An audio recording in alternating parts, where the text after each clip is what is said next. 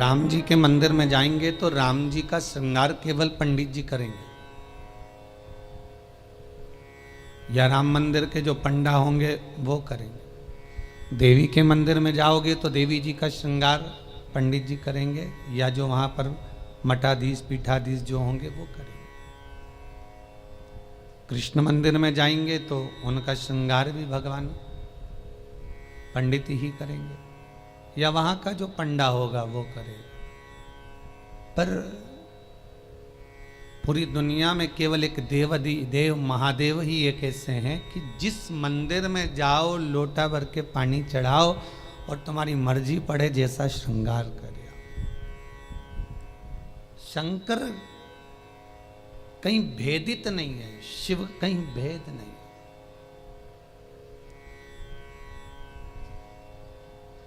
और बड़ी एकाग्रता, बड़ा चिंतन, बड़ा मनन शिव का हो।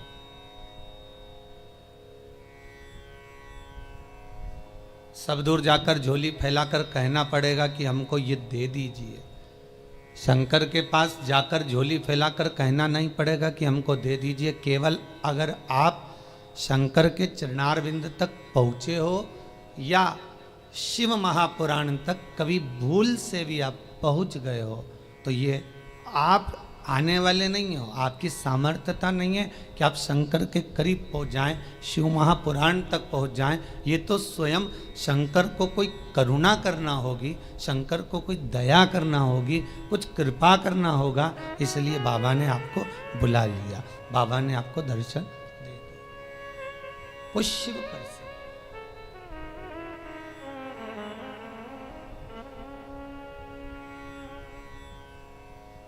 शंकर के दरवाजे पर जाकर अब कुछ मांगना भी मत, वो तो खुद दे देगा।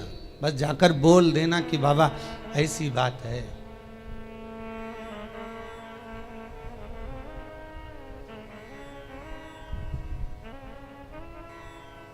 कल इंदौर से एक भैया आए थे, उन्होंने माइक लेकर बोला था, ध्यान होगा कि उन्होंने माइक लेकर उसको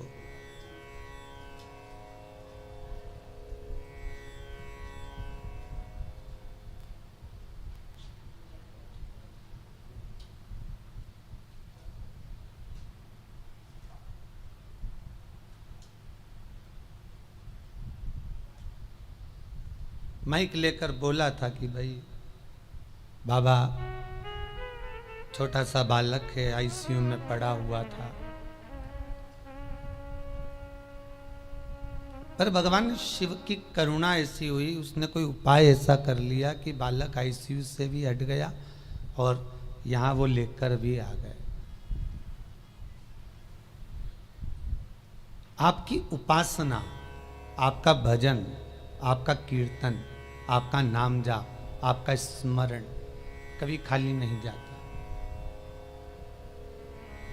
कभी नहीं। वो भक्ति के एक पन्ने पर लिखा हुआ है।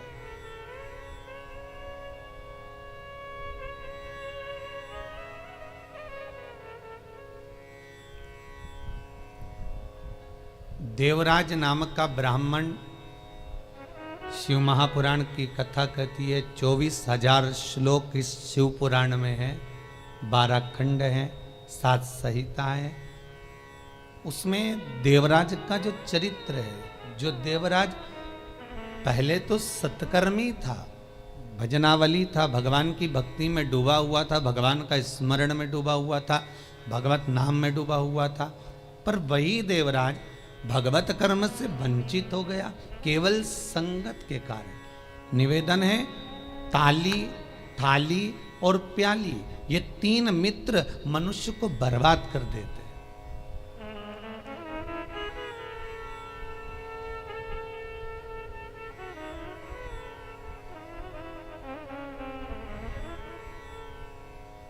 एक प्रशंसा करने वालों से दूर रहना, बहुत जल्दी बर्बाद करेंगे ये महाराज।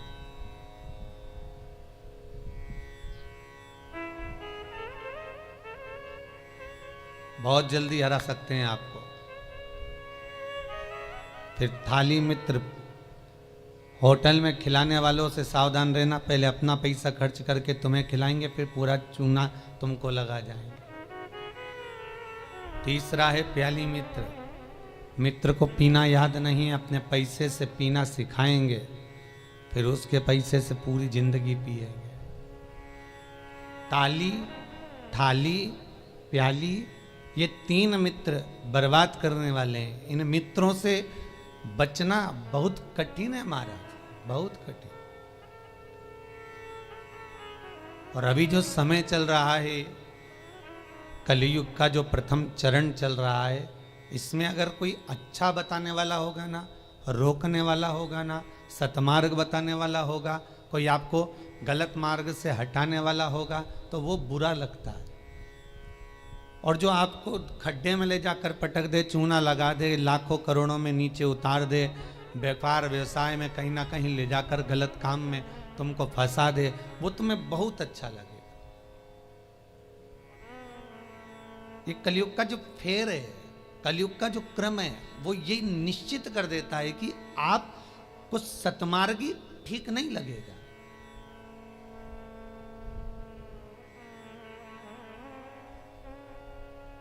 इस व्यासपीठ से कितने उपाय बताए जाते हैं, हर चीज का उपाय है और लोग कर भी रहे हैं और फायदा भी है, पर उस उपाय को कई लोग ऐसे हैं कि करते ही नहीं है।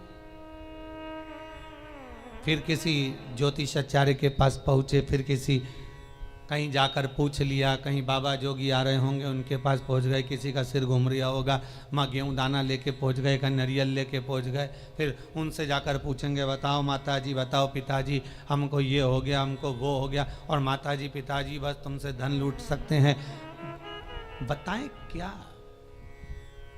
जो शिव है नजदीक में, जो शंकर है करीब में, जो शिव विराजमान है तुम्हारे भीतर, स्वयं जिसकी आराधना राम कर रहे हैं, जिसकी आराधना कृष्ण कर रहे हैं, जिसकी आराधना देवी कर रही है, दत्त कर रहे हैं, और सारे मंडल, नवग्रह, 16 मातृका, पंचलोकपाल, जितने भी देव हैं, 33 कोटि देवता जिसकी आराधना कर रहे हैं, वो शंकर की आराधना करने में अपना क्या जाता है?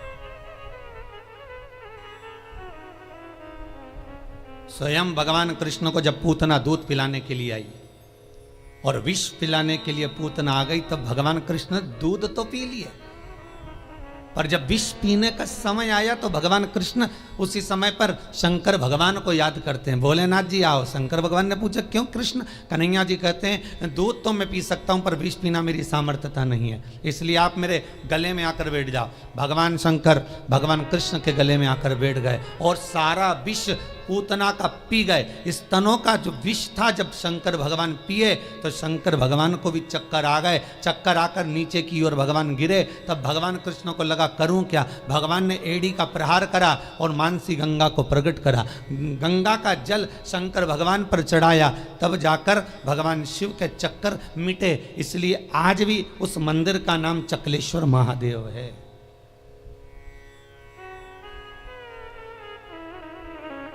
गोवर्धन नाथ जी की परिक्रमा में पड़ता है चकलेश्वर महादेव।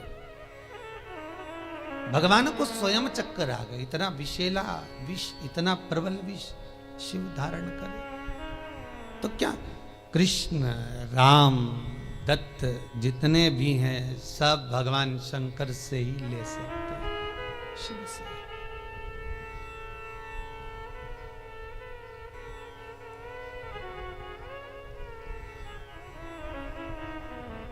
और कभी खजाना कम ना होता उसके दरवाजे का, वो लुटाता रहता है।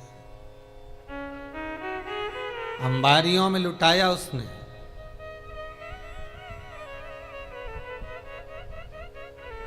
जब विदर्भ राज भीष्मक की कन्या रुक्मणी ने भगवान कृष्ण को वर्ण किया, तब भगवान कृष्ण स्वयं ब्राह्मण से कहते हैं कि रुक्मणी जी से जाकर कह दो कि तू जगदम्बा के मंदिर पर पहुंच जा, मैं तुझे लेने के लिए पहुंच जाऊंगा।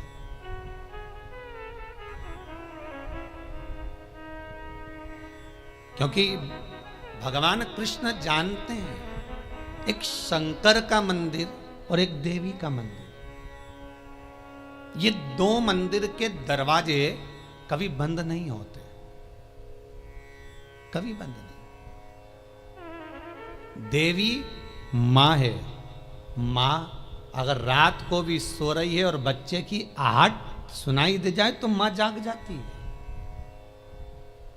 माता का दरबार, माता का मंदिर कभी बंद नहीं होता। हाँ, माता जी का श्रृंगार वगैरह थोड़ा बहुत करना हो तो भले थोड़ी देर बंद कर दे, पर माता का मंदिर बंद नहीं होता। कभी जाना वैष्णो देवी, रात भर दर्शन चलते हैं। कभी जाना देवास की टेकरी, रात भर दर्शन चलते हैं। कभी जाना मैयर, कभी बिजासन। तुम जितने देवी के मंदिर में जाओगे, चाहे मनसा जाओ, कामाख्या जाओ, चाहे चिंतपूर्णी, नैना, ज्वाला, सारे मंदिरों में रात भर दर्शन होते हैं। क्यों? क्योंकि माँ अपने बच्चों को जागता हुआ देखती है तो माँ सो नहीं सकती। एक जगदम्बा और एक शंकर। शंकर का मंदिर भी कभी बंद, हाँ ये चोरों से बचाने के लिए भले मंदिर में ताला लगा दिया जाए, पर शिव का मंदिर भी बंद नहीं होता। तो शंकर का मंदिर क्यों नहीं बंद होता? तो शंकर भगवान की कथा कहती है क्योंकि शंकर शमशान में निवास करते हैं। शमशान का गेट काहे को बंद करेंगे? वहां कौन आ रहा है? वहां तो कभी भी आ सकते।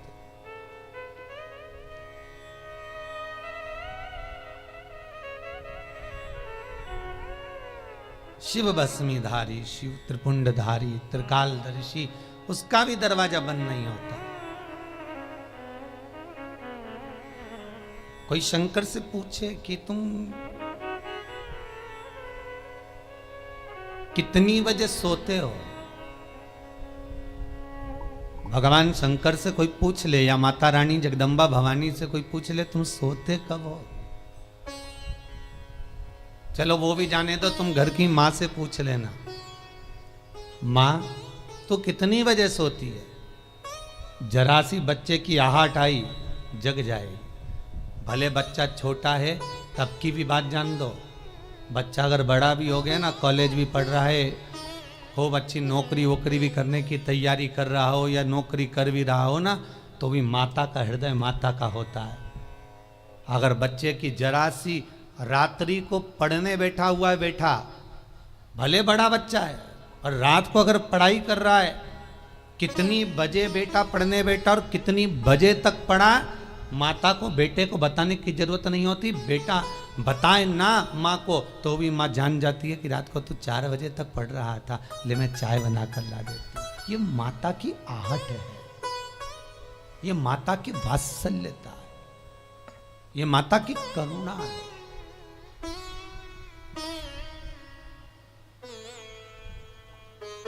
और बेटे का यदि मुख उतरा हुआ हो तो माँ जान जाती है कि आज कोई बात है, पूछेगी क्या हुआ, कुछ नहीं, कुछ तो है। अगर बच्चा उस दिन नहीं बताएगा तो 2 दिन बाद मालूम पड़ जाएगा, पर माता को मालूम पड़ेगा। मेरी माँ जगतजननी जगदम्बा दुर्गा भवानी से कोई पूछे कि तुम सोती कब हो, कोई शंकर त्रिकालदर्शी कैलाशी अविनाशी से पूछे तुम सोते कब हो, तुम विश्राम कब करते हो, तुम्हें निंद्रा कब आती है। भगवान ब्रह्मा को एक क्षण की निंद्रा आई और वेद हाथ से खसक गए। हयग्रीवा ने वेद ले लिए, तब भगवान तुरंत पधार कर वेद ला कर दिए।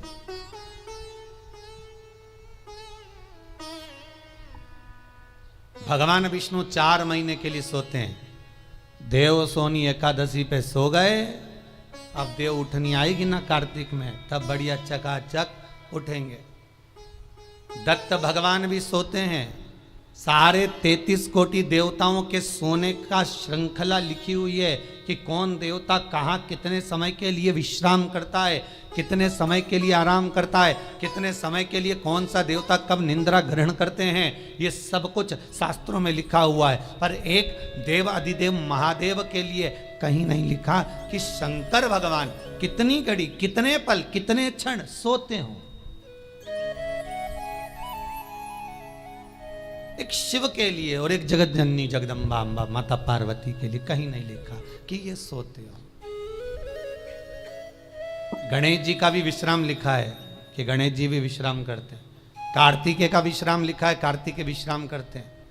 शंकर भगवान की कन्याएं जया, विषहरा, शामरीवारी, दोतली, देव, इनका भी लिखा है, इनका भी वर्णन लिखा है। जया, विषहरा, शामरीवारी, दोतली और देव, ये पांचों कन्या शाम को ठीक प्रदोष काल के समय पर विश्राम ले लेती है। इसलिए प्रदोष काल के समय, जैसे सूर्य अस्त होने का जब समय आने लगता है, प्रदोष काल जब आने लगता है, तब शंकर जी के ऊपर जो जलाधारी लगी रहती है, जिसमें से बूंद बूंद पानी गिरता है, वो जलाधारी को हटा दिया जाता है।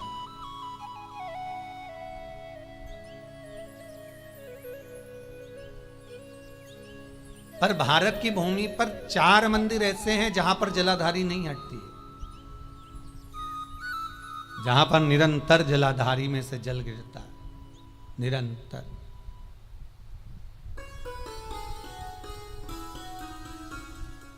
प्रदोष काल के समय जया, विषहरा, शामरीबारी, दोतली जो शंकर भगवान की कन्या है, ये भी विश्राम कर लेती है। अशोक सुंदरी, शिव की पुत्री, ये भी विश्राम कर लेती। पर अगर विश्राम नहीं करते तो शिव, किसी ने पूछा सारी दुनिया आराम करती है, आप विश्राम करते हो, क्या मतलब है ये? शंकर भगवान कहते हैं मेरे कंठ पर भरा है विष, दिन भर लेता हूं राम का नाम, दोनों को मिला दो तो हो गया विश्राम। शिव विश्राम भी कर रहे हैं तो वो वाला विश्राम नहीं कि कहीं पलंग पर, कहीं सैया पर, कहीं जाकर सो गए, आराम कर लिया, या तकिया लगाकर सो गए। भगवान राम का दर्शन करोगे तो सोते हुए दर्शन मिल जाएगा, कृष्ण का करोगे तो सो रहे हैं, रुक्मणी जी चरण दबारी, श्री जी बाबा का करोगे तो ठाकुर जी सो रहे हैं, श्रीमद वल्लभाचार्य जी चादर उड़ा रहे हैं, सारे देवताओं का दर्शन करोगे आपको तो मिल जाएगा। पर शंकर का सोता हुआ फोटो कहीं मिल जाए आपको कि वो विश्राम कर रहे हैं और कोई उनके चरण दबा रहा हो या कोई उनका चरण डोला रहा हो, तो वो बहुत कठिन।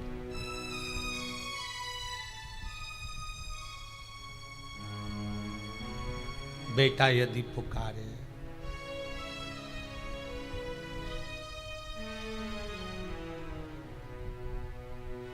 एक वो पहले एक भजन चलता था, वो बेटा जो पुकारे माँ को आना चाहिए,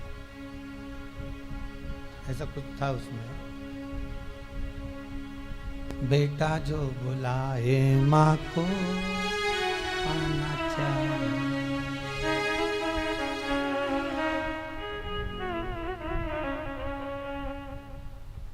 माता के चरणों में शीश नवाना चाहिए, बेटा जो बुलाए माँ को आना चाहिए। वो बुलाए, माँ भी जाग रही है अपने संतान के लिए। अभी ये 7 दिन की जो पुरुषोत्तम शिव महापुराण की कथा है, ये जब विराम होगी उसके बाद में शिव शक्ति शिव पुराण प्रारंभ होगी। उसमें सारे माता के एक एक भाव, जगत जननी जगदम्बा ने अपनी बिछोड़ी चूड़ी केश फेंक कर भी किस किस का उद्धार कर दिया और किस किस को मार दिया, वो तक का वर्णन है मारा। नवरात्र में अपन सुनेंगे कथा।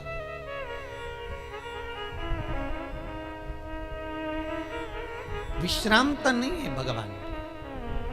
एक बार शंकर भगवान माता पार्वती को लेकर पहुंच गए सुंदर आनंद में, अमर गुफा में।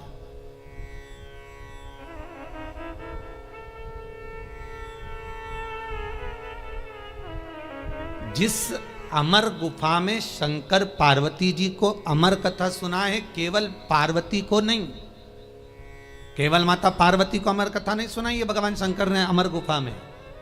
भगवान के साथ में पार्वती के जितने अवतार हुए, कमला बनी, तारा बनी, धूमा बनी, बगला बनी, मातंगी बनी, मनसा बनी, नैना बनी, चिंतपूर्णी, ब्रह्मचारिणी, कुष्मांडा, कल्याणी, जितने भगवान के अवतार हुए। शंकर जी की शादी कितने बार हुई है? 51 बार।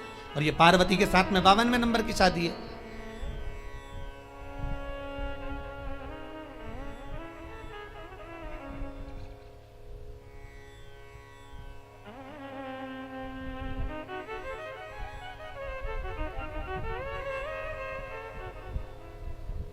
कई बार ये भगवान की शादियों के पीछे भी झगड़ा होने लगता है, भाई लोग उसमें भी झगड़ लेते।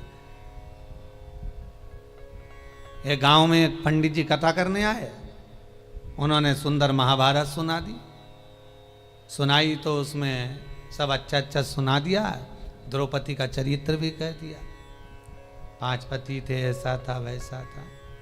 इतने में पंडित जी जाने लगे कि आज महाभारत समापन हो गई, चलो सब दूर से दक्षिणा इकट्ठी कर लाऊं, जजमान के घर जाऊं। पटेल साहब क्या गए, पटेल साहब राम राम। पटेल साहब बोले सीताराम जी। आओ पंडित जी बैठो। अब पंडित जी तो बैठ गए, खटिया लगा दी, पटलन गोबर से लीप रही थी, पटेल साहब बैठे थे, हुक्का धुन रहे थे। हुक्का धुनते धुनते बोले, पंडित जी तुमने कई कथा सुनाई महाराज, हमारा मन चोखा कर दिया, हमारा मन चोखा कर दिया, पर जय कथा तुम पहले सुना देते ना, तुम्हारी जिंदगी संवर जाती। तो पंडित जी ने हाथ जोड़ के कहा, पटेल साहब ऐसा क्या कथा में से ले लिया तुमने? अरे पंडित जी, जैसे वो युधिष्ठिर, अर्जुन, नकुल, सहदेव, भीम सब जुआ खेल रहे थे, ने हार गए, उनके पास हारने का कुछ नहीं था, तो उन्होंने अपनी पत्नी के लगा दिया। मैं भी एक बार हार रहा था, मेरे को क्या मालूम था, ने पटलन के लगा दिया था।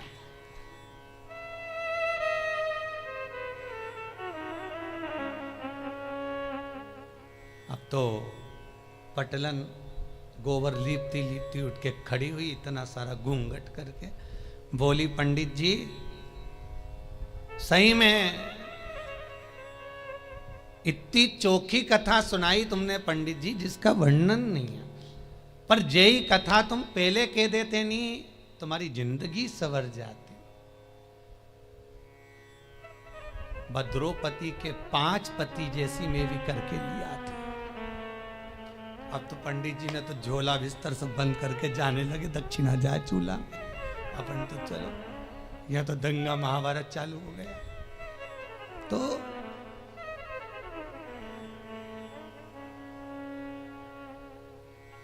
केवल पार्वती को अमर कथा नहीं सुनाई जा रही है, शिव महापुराण की कथा कह रही है, पार्वती अकेली कथा नहीं सुन रही है। पहले जितने भगवान शंकर के साथ में पार्वती के अवतार हुए हैं, जन्म हुए हैं, हर जन्म में पार्वती शिव के साथ अमर गुफा में कथा श्रवण करने के लिए गई। हर अवतार में, चाहे उमा हो, महेश हो, हर अवतार।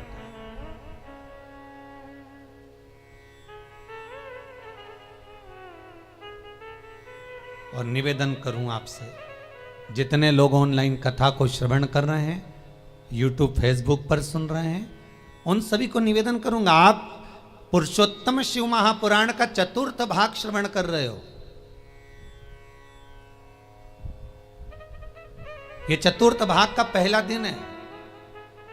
आप अगर पूरी कथा को श्रवण कर रहे हैं, सावन से सुन रहे हैं, भादो से सुन रहे हैं, जितने भी समय से आप कथा सुन रहे हो, वो आपकी मर्जी है। पर शिव महापुराण की कथा कहती है कि जैसे पार्वती बार बार जन्म ली है और जन्म लेकर अमर गुफा में कथा श्रवण करने के लिए गई है, शिव महापुराण की कथा कहती है जो एक बार एकाग्र चित्त मन से शंकर की कथा को सुनता है, ये इसका एक जन्म नहीं, ना जाने कितने जन्म का पुण्य इसका प्रबल होता है, तब जाकर ये शंकर की कथा को श्रवण कर पाता, तब ये शिव का अनुमोदन कर पाता। कितने जन्म, 84 लाख योनियों में 20 लाख योनि तो ये पेड़ पौधे की है। कभी गुलाब का पौधा, कभी गेंदा का फूल, कभी गोभी का पौधा, कभी कद्दू का, कभी लौकी का, कभी भिंडी का, कभी दूबा, कभी घास, कभी खाकरा, कभी आम, कभी आंवला। इसका भी क्रम समझ लेना। छोटे से छोटे नल्ली के पास में बने हुए कीट से लेकर आंवले का वृक्ष, बड़ का वृक्ष, पीपल का वृक्ष, जब तक पहुंचते हैं समझ लो कई योनियां तो हमने काट चुके हैं। ये आंवले का पौधा देखो, कहीं तुलसी का पौधा देखो, कहीं बड़ का पौधा देखो, तो समझ लेना इनकी 20 लाख योनियों में से कम 18 लाख योनि ये काट लिए, तब जाकर ये पीपल और बड़ और आंवला बने।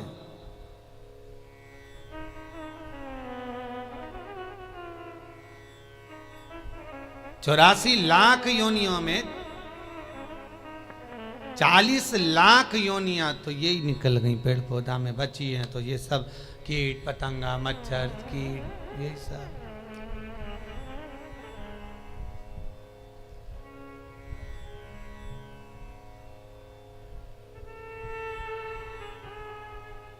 अब एक ये कोरोना महामारी हो गई, ये 84 लाख योनि में नहीं है, ये कहीं अलग से ही आ गई। ये जो जीव जंतु है,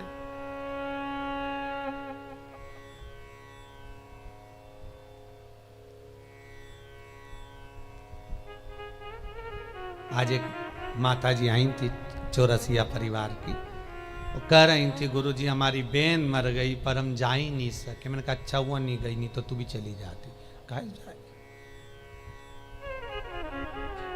अरे गुरुजी ऐसी बीमारी आई कि रिश्तेदार उन मर रहे पर जा नहीं सक रहे।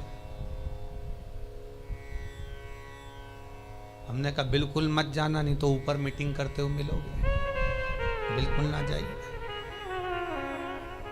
इतनी बुरी बीमारी, बेटा बाप को ना देख पा रहा है, बाप बेटे को ना देख पा रहा है, भाई बंधु को ना देख पा रहा है, कुटुंब कबीले को ना देख पा रहा।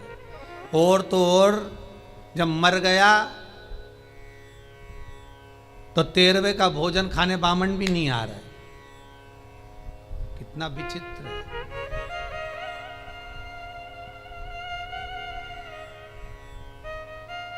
सोचा 12वें का भोजन करा दे, ब्राह्मणों को बुला ले, ब्राह्मणों ने पूछ ले भैया ये बताओ कैसे निपटा, तो के कोरोना में, तो के भैया रहने दे तू तो दादा छोड़। बड़ी विचित्र बीमारी।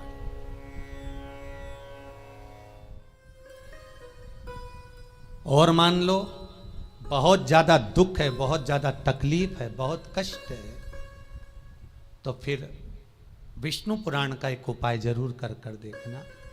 महाराज विष्णु पुराण में स्पष्ट कहा है कि कार्तिक का प्रथम दिन किसी नदी में स्नान कर कर, तालाब में स्नान कर कर, नदी तालाब नहीं हो तो घर में ही स्नान कर कर, घर के दोनों दरवाजे पर, घर के बाहर दोनों दरवाजे पर घी का दिया लगा दें। उसमें एक कमल गट्टा, किराने की दुकान पे मिलता है काला कलर का कमल गट्टा, एक एक डाल दें नाम और गोत्र बोलकर। और शाम के समय पर एक दिया घर की देहली पर प्रतिदिन कार्तिक के महीने में लगा दें। महाराज विष्णु पुराण का उपाय। अगर ज्यादा तकलीफ है, बहुत कष्ट है, बहुत ज्यादा कष्ट के व्यापार चल ही नहीं रहा, कर्जे में लतालूम हो गए, यहां तक गति हो गई कि मरने तक की सोच लिया, तो वो कार्तिक के महीने में कर लिया। उसका प्रयोग अवश्य करें, सुख समृद्धि के, लक्ष्मी वैभव के।